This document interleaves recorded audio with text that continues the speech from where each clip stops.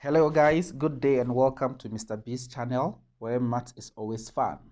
In this video, we'll be looking at algebra for grade 7.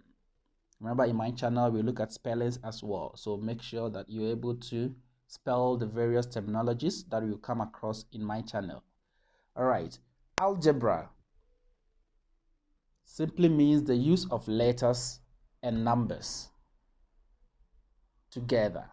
So in maths, we can use X, Y, any of the letters to represent an unknown quantity, a certain number we do not know. So you use X, Y, any of the letters apart from letter O, which is similar to 0. So we do not use O. All right. So for grade 7, we'll be looking at algebraic expressions. Algebraic expressions. For equations, we leave that for grade 8. So we are not going to look at equations in grade 7. It's only reserved for grade 7. So we're only focusing on the expressions. Now, what is algebraic expression?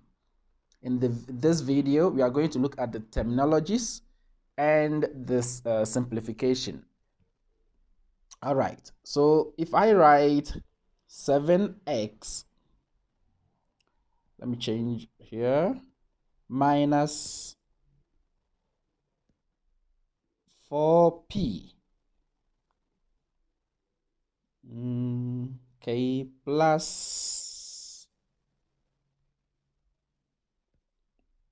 12. Good. If I write this, then there can be a question. How many terms do we have there?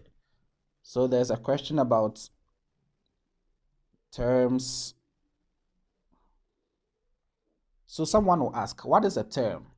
Mind you, we are not looking at term 1, term 2, term 3, term 4, as we have in our academic calendar.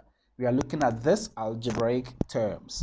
The term simply means that wherever we have a subtraction sign or an addition sign in expressions, the whole of this 7x represents one term, because they stand alone. They've been separated by the subtraction sign we have here. Same way, there's an addition sign right over here, which is also separating the 4p and the 12. So the 12 becomes one term and the 4p becomes another term. So how many terms do we have there? 3. We have 1 for 7x, we have 2 for 4p, and we have the third term, which is 12. Now, whenever you are writing any term, make sure that the sign in front of the term has been written down. For example, the first term 7x here, the sign in front is a positive number, but we don't write a plus, we know that. So that term is simply 7x. What of the second term, 4p? What is the sign in front of the 4? The sign in front of the 4 is this negative sign we have here. Therefore, the term is not just 4p, it is negative 4p. We include the sign in the number, in the term as well. So the whole term is negative 4p. The third term is positive 12, but we know we don't write the positive sign in front of a number. So it's simply 12 for the third term. So how many terms do we have there? We have 3 terms. Though the 12 here does not have any letter attached to it, but since it is separated by the addition sign, then it stands alone as what we call the constant term. It's a constant term because it is a term that is standing alone. Got it? Great. So let's take another example. 5x. Remember, I said the letter can be anything. It means here 5x simply means 5 is being multiplied by an unknown quantity. It's the same as 5. Let me change the letter here. 5m. It simply means that 5 is being multiplied by the letter m. So in between the 5 and the m, we have got the multiplication sign, but it's invincible. We don't write it down. So 5m is the same as 5 times m. Now, the 5 and the m represent one term, because you remember we said terms are separated by the subtraction sign and the addition sign in an expression. When you do equations in grade 8, terms are also separated by the equal sign, but that is for grade 8.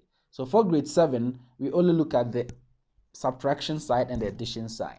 So if you see the subtraction sign between two numbers, like 7 minus p, there's a subtraction sign in between them. So how many terms are there? 2 terms, correct, because this subtraction sign is separating the 7 from the p, so we have 2 terms. However, if we take away the subtraction sign and put the 7 and p together, then how many terms do we have? We have 1 term, because in between the 7 and the p, there's a multiplication sign now. Remember, if there is no sign there, it means there's an invincible multiplication sign.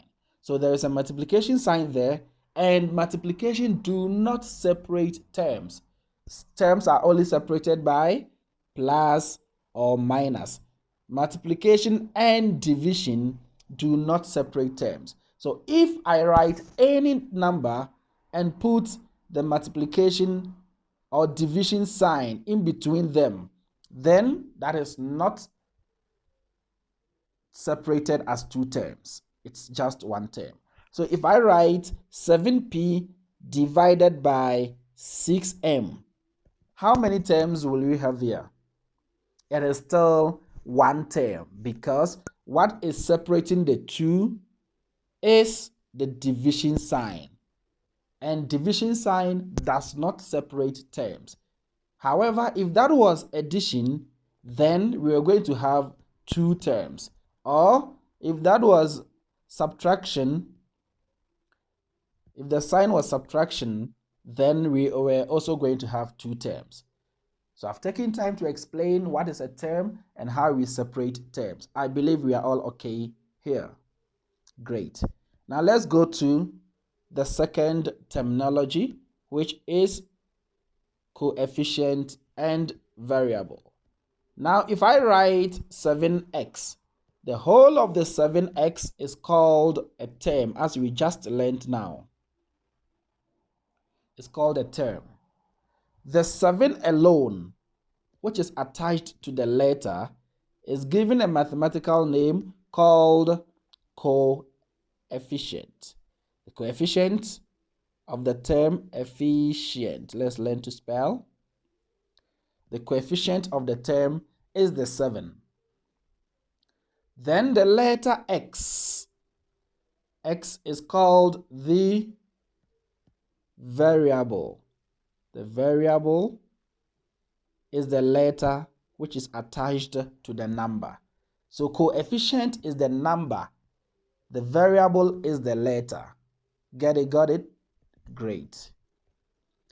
If I write 17p minus 7,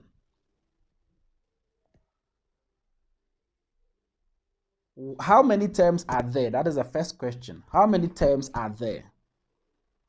If you said 2, your answer is correct. We have 2 terms, which are 17p and -7. Don't forget the sign is also for 7. So 7, it's not standing alone, it has the negative sign. Therefore, 7 is -7. So we have 2 terms here, 17p and -7. What is the coefficient of p? The letter p. What is the coefficient? That is which number is attached to the p. So the coefficient of the letter p is the 17. So the number 17 is the coefficient here, whilst the p is the variable, as we learned previously.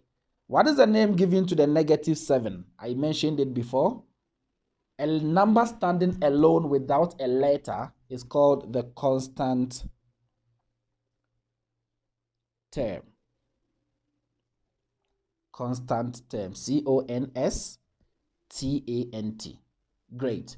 So I have this question for you to practice. 9x minus 4y plus 6p minus 7. My first question is, how many terms are there? I'm not writing down the question. I want you to also be able to learn how to answer questions from mind. You can write it down to answer them. Number 1, how many terms are there? Number 2, what is the coefficient of y? What is the coefficient of y? Number 3, in the expression, what is the third term? In the expression, what is the third term? And the last question is, what is the constant term in the expression? What is the constant term in the expression? Great. So we are going to answer this, and you cross-check with your work. Make sure you pause the video, you answer the questions on your own, then you come back and revise your answers. Great. Number 1, how many terms are there? When you count, we have 9x, which is 1, negative 4y, which is 2, 6p, 3, and negative 7, which is 4. So we have 4 terms. If you wrote 4 terms, bravo, you've done well. Number 2, what is the coefficient of y? When you look through the expression, we see this is the only y in the question.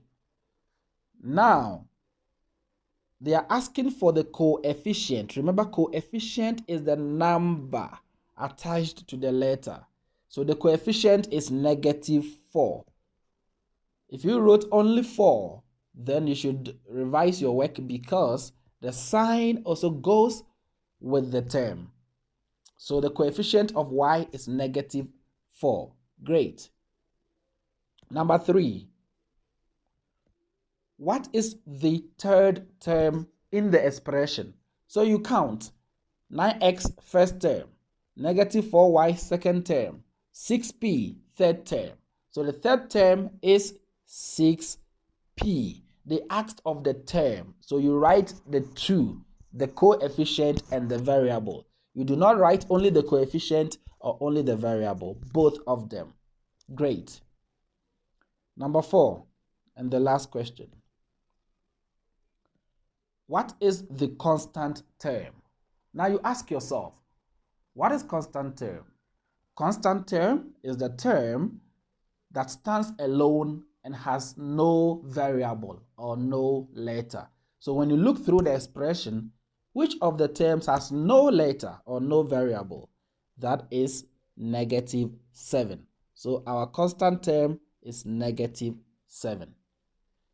Great. Now we come to the end of this video. Please click on the next video to go to like terms and like terms simplification of algebraic terms. See you again. Bye-bye.